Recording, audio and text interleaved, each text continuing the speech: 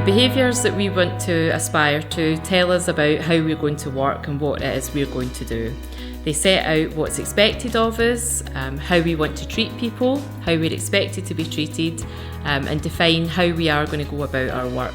They're really important to us as they help set out the expectations and help us to deliver the work that we do. Unlike commercialism, which to me is very much about profits and the bottom line, being enterprising is something we can all do, whether that's working more efficiently or generating more income. And to me, it also recognises our role in supporting the local community. So when we change collection services, we always take an enterprising approach to how we communicate.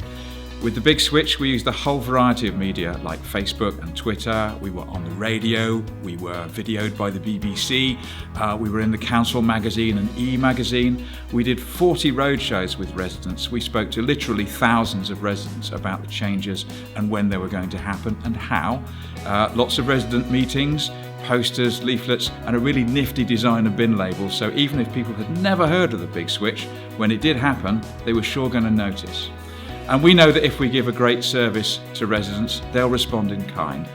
Residents were looking forward to the Big Switch by the time it happened. They welcomed it, and now we're recycling more than we've ever done. Last 2 months have been an all-time record of 56% recycling. We're really proud of that. Well, I wanted to give you a little example of a situation which we can see on this photograph, which is a rat-infested rubbish private alleyway of the type I occasionally frequent, for work purposes only, obviously. And we see here we got a lot of commercial waste, we've got domestic waste, and we've got a degree of fly tipping. And this previously would have filled us with fear because we've very few tools to deal with it.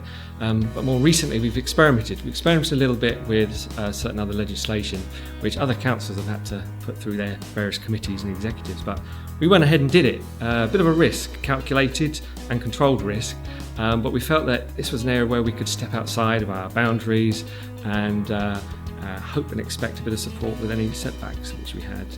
So we've managed to deal with these things, and this particular alleyway will be swept and dealt with, and as a bit of a side effect, we're going to get a bit of fine income from it as well. So hopefully that will be better for the residents also. The way in which I enable my staff is really through training and through giving them more responsibility. So over the years, as I've learnt more and more in my role, I've been able to pass the non-political issues down to my team to give them the ability to make decisions and to start progressing and seeing where they could be over the number of years that they work for the council.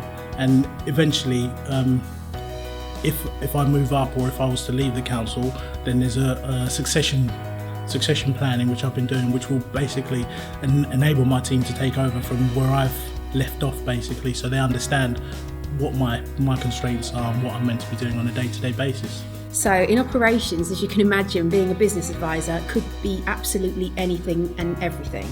And for me, that is why I love my job so much.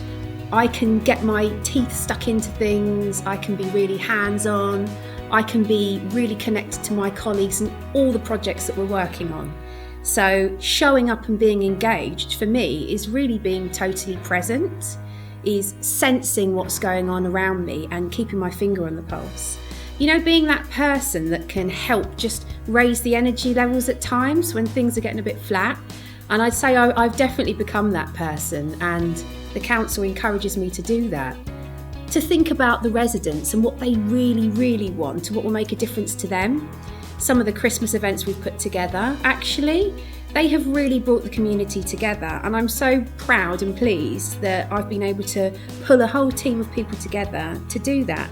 It's been such good fun. I think a reasonable question to ask is, why are behaviours important to us? Surely it's the outcome, it's delivering the change on the ground. Well, the outcome is really important, but how we achieve that outcome also matters, because it helps define what it's like to work here.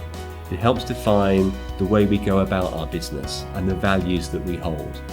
And it's important because our staff want to work in a place where they're working with colleagues who share their values, who share their behaviours.